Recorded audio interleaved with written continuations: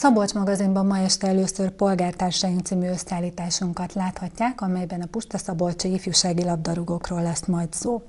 Azután vendégünk lesz Kiss Kornélia, közművelődés szervező, akivel a pusztaszabolcsi idei kulturális programokról beszélgetünk majd. Azután a Szabolcsi hétben az elmúlt 2 hét történéseit foglaljuk majd össze. Most tehát, ahogy azt ígértem, Polgártársaink című összeállításunkat láthatják Polacsek Júlia szerkesztésében.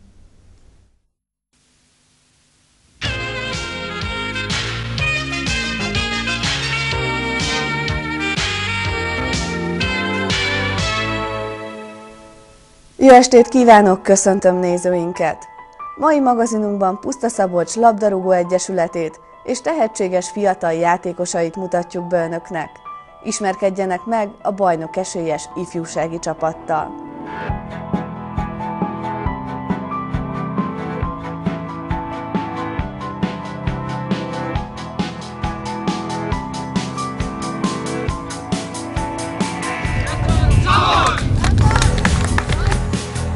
Az első labdarúgó egyesületet 1927-ben hozták létre Pusztaszabolcson, vagyis a településen már több mint 80 éve foglalkoznak labdarúgással. A futball fennmaradását a mindenkori ifjúsági együttesek, az utánpótlás csapatok biztosítják. A Pusztaszabolcsi Sportklub jelenleg a megyei másodosztályban szerepel. A figyelem középpontjába most az ifjúsági együttesük került, hiszen a 2010-2011-es bajnokság alatt a fiatalok felülmúlták a felnőtt csapat teljesítményét. Eredményes játékuknak köszönhetően 18 forduló elteltével 16 győzelmet és mindössze 2 vereséget tudhatnak magukénak. Így az elsővel azonos pontszámmal 3. helyen állnak az Agárdi Termál csoport tabelláján. Az ifik célja idén a dobogó legteteje. Ennek elérését leginkább a Basárvíz, Mezőfalva és Adony együttese nehezíti meg a fiatalok számára. A cél az mindenképpen a győzelem, hogy megnyerni a bajnokságot, és nagyon nagy élmény lenne, hogy ezt az egészet megnyerni, hogy elsőként végezni a tabella élén, és ezzel megmutatni a riválisoknak, hogy igazán jók vagyunk, és meg tudjuk győzni őket, hogy elsők is tudunk lenni, nem csak másodikok. Molnár Árpád csak 1 éve játszik a helyi együttesben, de úgy véli, itt nagyon jó a közösség, a csapatszellem. A győztes mérkőzések után például mindig együtt mennek el ünnepelni, az edzőjük, Filótás József pedig mindenben segíti őket, ha kell, egyénileg is foglalkozik velük.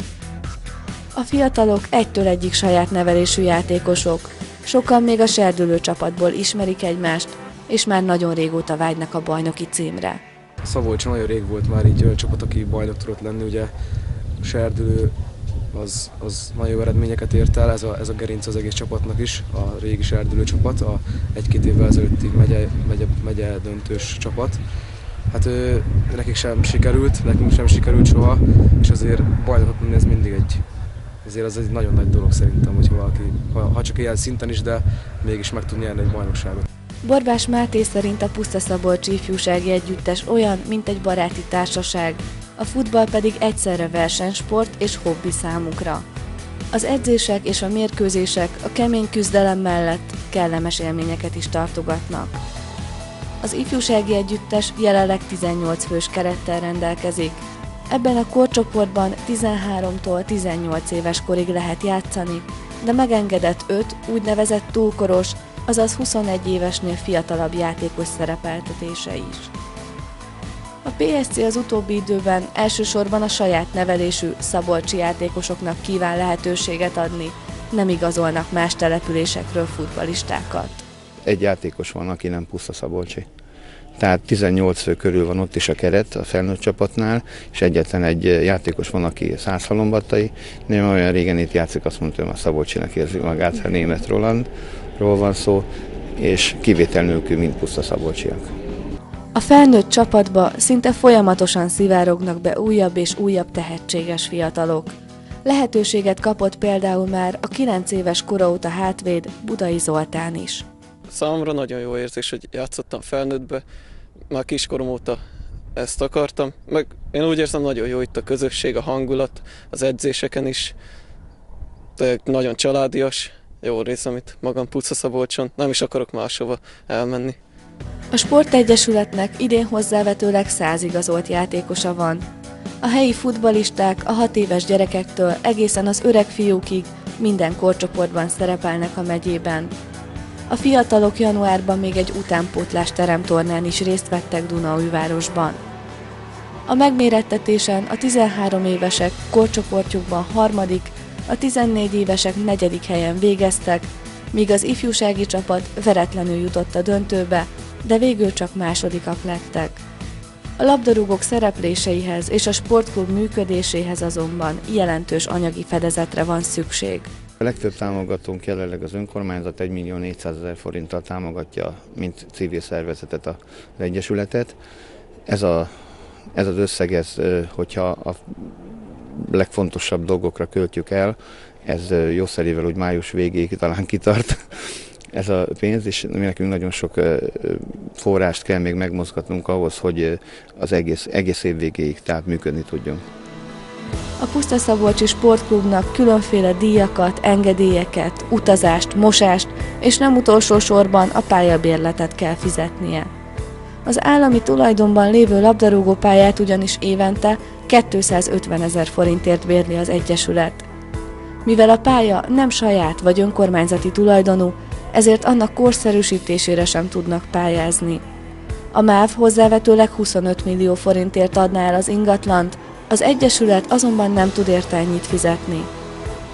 A támogatásokból csak az alapvető feltételeket tudják biztosítani a játékhoz, de azok mindenkit egyformán megilletnek Pusztaszabolcson.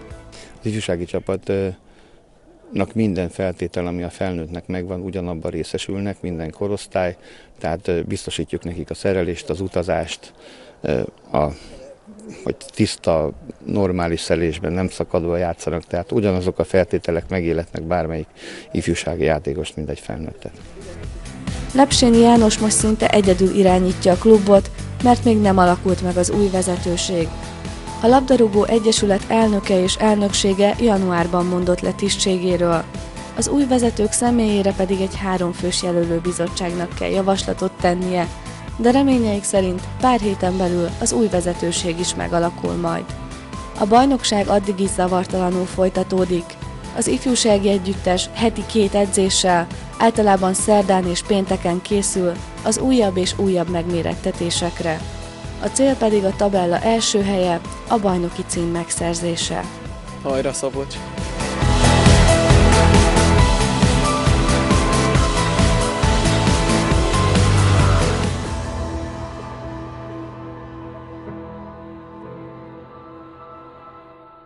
A fiataloknak egy nagy álmuk válna valóra, ha a második helyezések után most végre megnyernék a bajnokságot.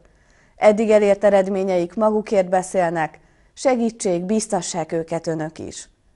Műsorunk végén köszönöm figyelmüket, kérem tartsanak továbbra is velünk. Viszontlátásra!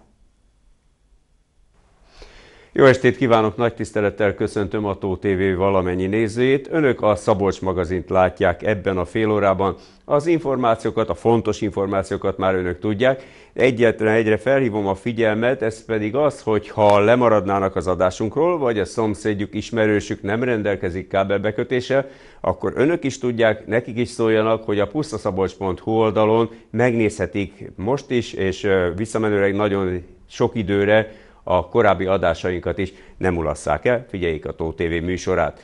Hölgyeim, uraim, most a kultúráról beszélgetünk, lehet, hogy ez így hirtelen száraznak tűnik, de hogyha azt mondom, hogy most arról lesz szó, hogy miféle programokon vehetnek önök majd részt az év hátralévő részében a nyár folyamán, akkor ez bizonyára már sokkal érdekesebb. Köszöntöm Kis Kornéliát, közművelődés szervezőt. Üdvözlöm, régen járt itt nálunk, akkor is ilyenről beszélgettünk, de ez még jó tavaly volt, ha visszaemlékszem. Hát most az idei évet nézzük meg. Kezdjük rögtön azzal, hogy nagyon-nagyon érdekes lesz, hogyha elkészül a Petőfi terem a művelődési ház. Hogy áll? Hát én úgy mondanám, hogy halad nagyon szépen, és nagyon ütemesen haladnak az építkezéssel és az átépítéssel.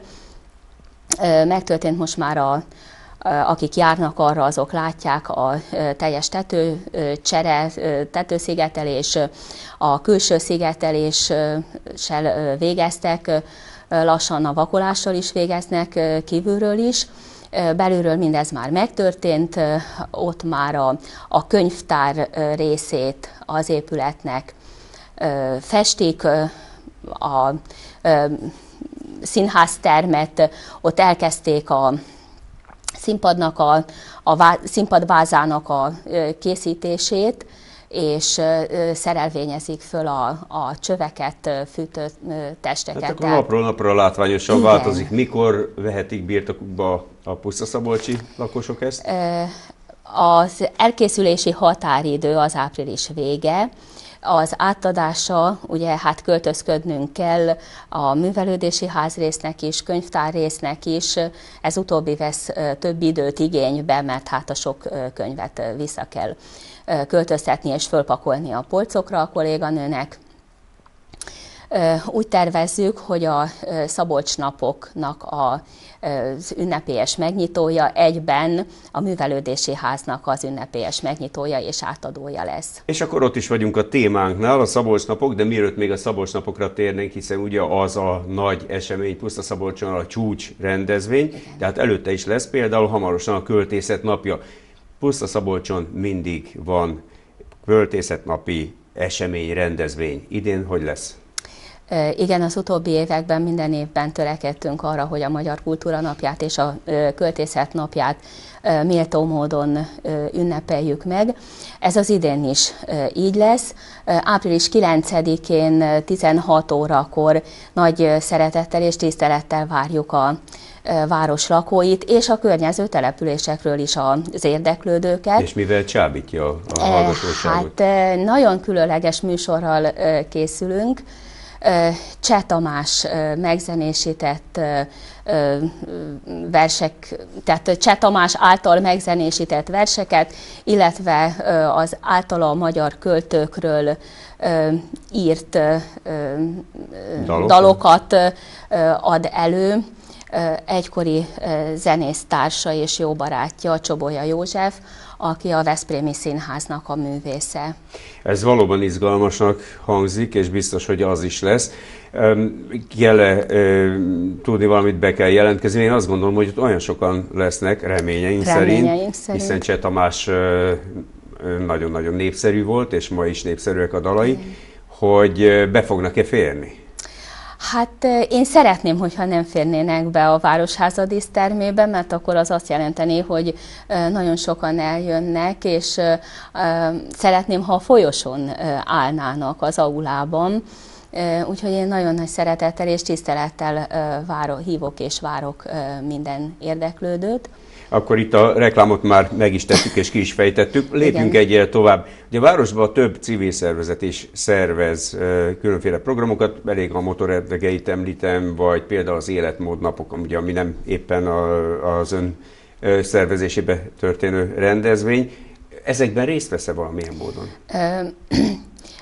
Legelső ebbe a sorban május 7-én lesz a tűzoltók szerveznek egy Flórián napi egésznapos programot. Hát május 1-én azt gondolom a majális is lesz. Nem lesz idén? Az idén információim szerint nem lesz retromajális.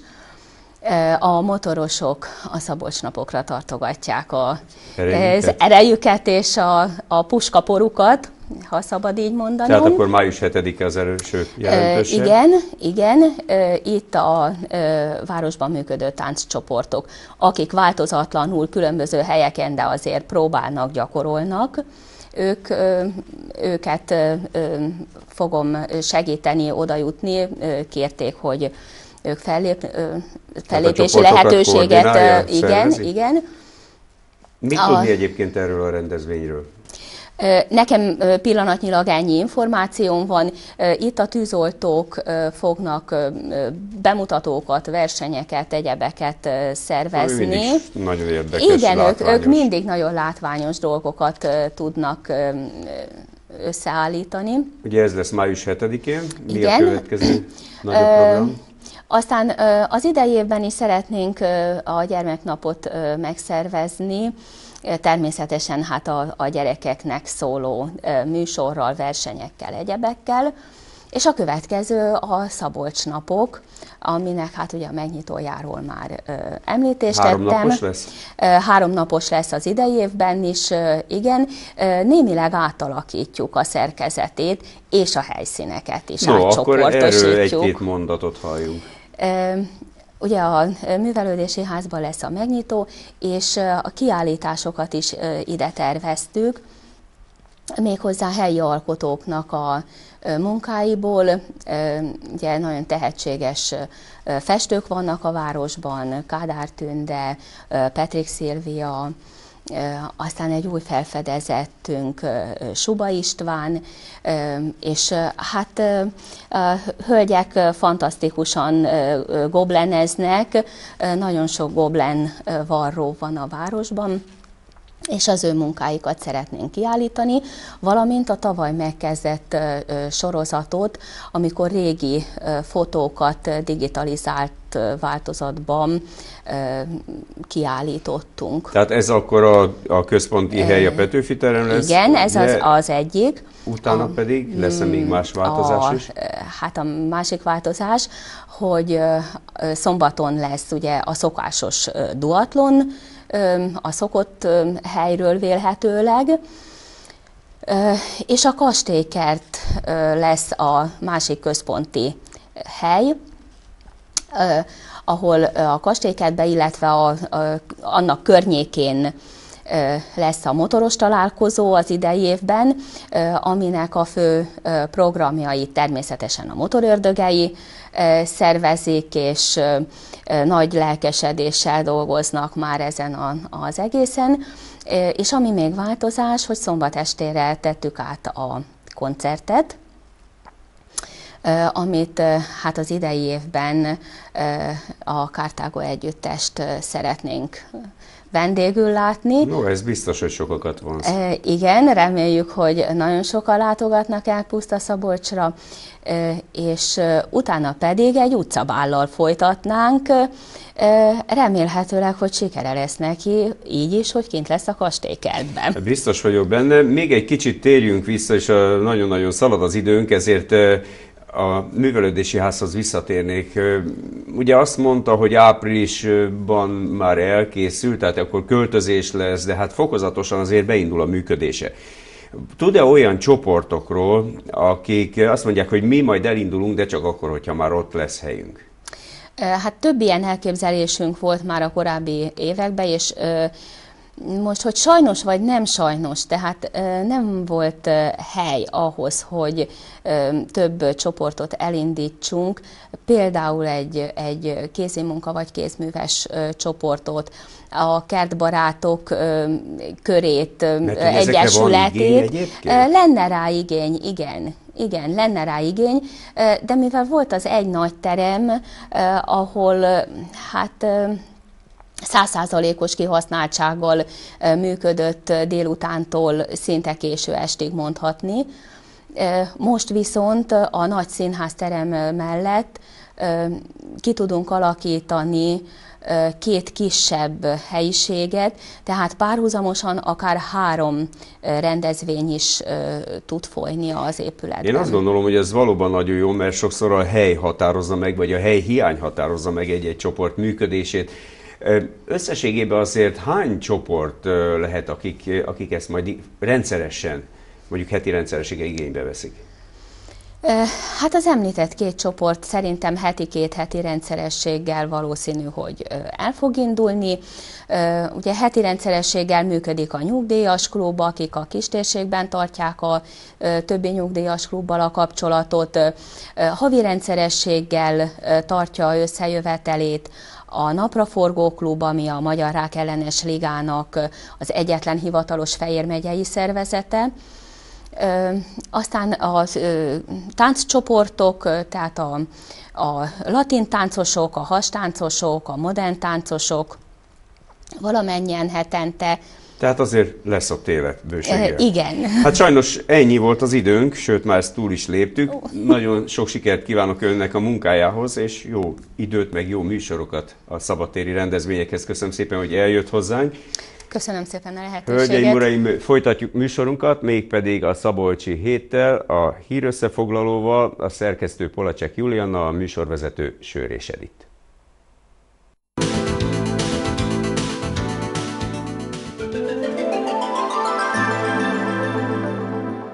Köszöntöm a Szabolcsi hét nézőit. Először következzenek híreink röviden. 1848-ra emlékeztek. Eddig eladták, mostantól feldolgozzák. Mentik az értékeket. Égtek a kiszebábuk. Salgótarjánban oktattak. Egy oda, egy ide. 163 év múltával sem veszített aktualitásából, örökre szóló példájának érvényességéből. Az 1848-as forradalomra és szabadságharcra emlékeztek Puszta-Szabolcson. Megemlékezést tartott az önkormányzat és a város lakossága az 1848-49-es forradalom és szabadságharc 163. évfordulóján Puszta-Szabolcson a polgármesteri hivatal előtti téren. Az ünnepség diákok és fiatal felnőttek műsorával kezdődött. Ó, szabadság! Hadd nézzünk szemekbe! Oly sokáig vártunk rád epedve, annyi éjjel által, mint kísértet, bolygott lelkünk a világban, érted? Az ünnepszónok a Szőke Erzsébet, Puszta-Szabolcs alpolgármestere volt, aki felidézte a márciusi ifjak tetteit, a történelmi időszak eseményeit, tanulságait, és azt is, hogy hogyan emlékezett, ünnepel gyerekkorában saját családja. Több, mint hagyomány, több, mint megszokás, több, mint kötelesség. Emlékeztet arra, hogy részei vagyunk az oly sokat megélt magyar nemzetnek. Az ünnepség végén az önkormányzat, a pártok és a civil szervezetek képviselői fejet hajtottak a hősök emléke előtt, és megkoszorúzták a polgármesteri hivatal falán lévő emléktáblát. Petőfi versét szavalták, a márciusi ifjakra emlékeztek a József Attila Általános Iskola diákjai az egyik legszebb nemzeti ünnepünkön. A magyar történelem legjelesebb napjára, 1848. március 15-ére emlékeztek a József Attila Általános Iskola tanárai, diákjai. A tanórák előtti ünnepi rendezvényen részt vett Szompó István Puszta-Szabolcs polgármestere, az önkormányzat tagjai, több meghívott vendég és sok szülő. A rendezvény a tanórák előtt az iskola tornatermében a himnusz hangjaival kezdődött, amelyet a diákok énekeltek el. Az ünnepi közönség részére a drámatagozatos tanulók adtak műsort, amit Hujberné király Beát állított össze és tanított be. Az énekkar Kinyikné Boros Ibolya vezetésével adott elő dalokat.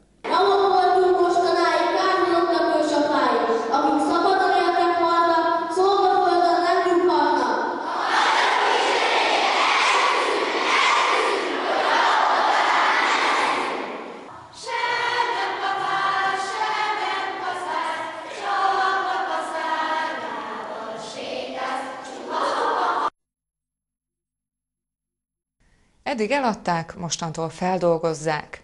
Helyi tejből készült jó minőségű finomságokhoz juthatnak a puszta-szabolcsi fogyasztók.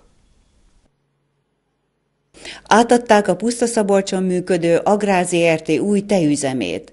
Az eseményen részt vett El Simon László, a térség országgyűlési képviselője, Szompó István polgármester és a Puszta-Szabolcsi önkormányzat több tagja. A részvénytársaság 1973-tól kezdve foglalkozik tejelő szarvasmarhák tartásával. Eddig a telepen lefejt nyers tejet eladták, de a tej felvásárlói árának ingadozása arra késztette őket, hogy egy biztonságosabb és kifizetődőbb módszert alkalmazzanak. Úgy döntöttek, hogy a jövőben feldolgozzák a tejet, és a belőle előállított késztermékeket elsősorban Puszta-Szabolcs térségében értékesítik majd. A város önkormányzatával már megállapodást is kötöttek.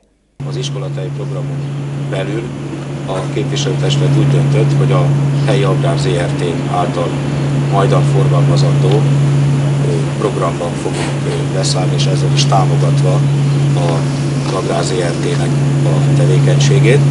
A József Attila általános iskola tanulói negyedliteres flakonokban kapják majd a tejet. Az új üzemben kezdetben túrót, kakaós, valamint karamellás tejet készítenek, de ha a vállalkozás sikeres lesz, bővítik majd termékskálájukat. Audiovizuális értékmentés. 25 pusztaszabolcsi polgár emlékeit, életútját és velük együtt a város történetét örökítik meg azok a diákok, akik részt vesznek az értékmentésben. Mindenről sajtótájékoztatón számoltak be a résztvevők. Sajtótájékoztatót tartottak egy nyertes pályázatról a Szabolcs-vezér gimnáziumban a téma felelősei. Az intézmény az elmúlt évben audiovizuális emlékgyűjtéshez nyert támogatást, amelynek lényege, hogy Pusztaszabolcson élő idős emberekkel készítenek interjúkat az iskola diákjai. A TAMOP 3.2.9-es audiovizuális emlékgyűjtés pályázatának a helyszínén vagyunk. Körülbelül 25 gyerekkel dolgozunk, különböző évfolyamokból. A projektben 25 diák vesz részt a 10., 11. és 12. évfolyamról. Az emlékgyűjtés minden fázisát a tanulók végzik. Megkeresik, kiválasztják az interjúalanyokat, megfogalmazzák a kérdéseket, felveszik a beszélgetést és megvágják a nyers felvételeket. Körülbelül az interjúk felével vannak készen, a felvételek megvágásával lassan haladnak, de a vállalt feladattal a júliusi határidőre biztosan elkészülnek a munkában résztvevők, tájékoztatta a Szabolcsi Hét szerkesztőségét Csányi Kálmán, az iskola igazgatója. Volt nevetés, vidámság, nemes versengés. Szép sikereket értek el a vendéglátók a pusztaszabolcsi szavaló versenyen. Egy napon rendezték meg a már hagyományos Friedrich Margit megyei szavalóversennyel a megyei színjátszók versenyét is az pusztaszabolcsi Szabolcs-vezér gimnáziumban.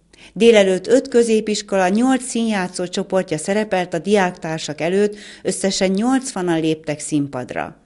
Az előadott művek között volt paródia, kabaréjelenet, életjáték és mese, amelyek mindegyike megfelelt a verseny alapkövetelményének, azaz vidám és humoros volt. Az azért túlzásra beszélgetünk. Csak te beszéltél, csak te. És te? Én szenvedtem. Te sosem mondtad, hogy szenvedsz. Mert férfi vagyok, érted? Az előadások minőségéről egy 6 tagú zsűri döntött, amelyben a megyei intézmények oktatói mellett 2 diák is helyet kapott. A fődíjat a Dunaújvárosi Széchenyi Gimnázium vitte el a Legjobb világ című darab előadásával, míg a Szabolcs-vezér gimnázium első helyezést ért el a Férfi és a nő című mű eljátszásával. A zsűri a kiemelkedő egyéni teljesítményt nyújtó szereplőket több külön díjjal jutalmazta. A szavalóversenyen 2 korcsoport 43 diákját hallgathatta meg a közönség, akik közül a zsűri döntése alapján a fődíjat a 7.-9. évfolyamos korcsoportban Dedecsik Ferenc, a Dunaújvárosi Széchenyi Gimnázium diákja, míg a 10.-11. évfolyamos korcsoportban Török Lilla, a Szabolcs-vezér gimnázium diákja érdemelte ki. A 2 verseny között Besenci Árpád színművész, Petőfi Sándor a Helység kalapácsa című művét adta elő nagy sikerrel. A rendezvény ideje alatt az intézmény többi tanulója sem maradt ki a versenyzésből, ők különféle tárgyak ismeretéből mérték össze tudásukat az osztálytermekben. Elegük lett a télből, és a végét nem bízták a véletlenre, így hát több kiszabábút is elégettek. Télelőző mulatságot tartottak Pusztaszabolcson. Télbúcsúztató farsangi felvonulást szervezett az Öregdiákok Baráti Egyesülete Pusztaszabolcson. A résztvevő óvodások, iskolások és felnőttek szervezetten több irányból érkeztek a rendezvény helyszínére, a polgármesteri hivatal elé. Itt a magukkal hozott kereplőkkel, fedők összeverésével és sikongatással igyekeztek minél nagyobb zajt csapni, hogy azzal űzzék ki a fagyos telet a városból. A téren a József Attila általános iskola tanulói és tanárai kedveskedtek műsorral a télűzőknek.